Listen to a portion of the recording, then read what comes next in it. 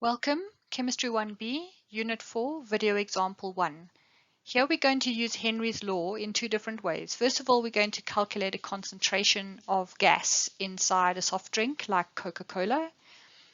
And we're given the information there where we have the partial pressure of carbon dioxide at 5 atmospheres and the Henry's law constant is given to us here. So that is the KH.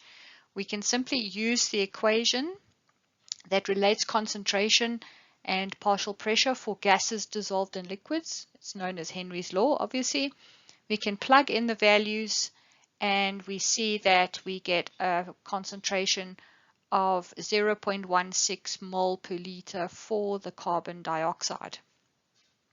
Okay, now if we were to compare and calculate a different concentration, when we open the bottle and we leave the bottle to equilibrate under a partial pressure of carbon dioxide is 4 times 10 to the minus 4 atmospheres.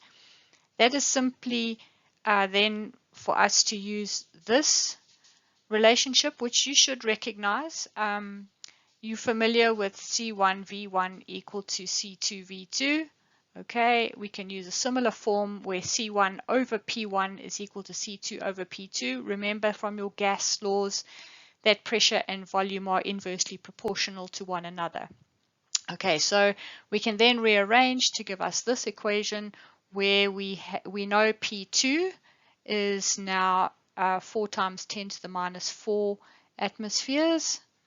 P1 is the 5 atmospheres that we started off with initially, and C1 is the concentration that we've just calculated as 0.16 mole per liter.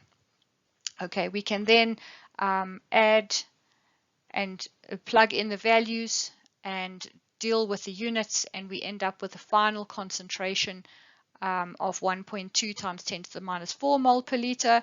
This makes sense because we've opened the bottle of cool drink and so the carbon dioxide has escaped, and obviously this is now compared to the concentration that we started off with initially.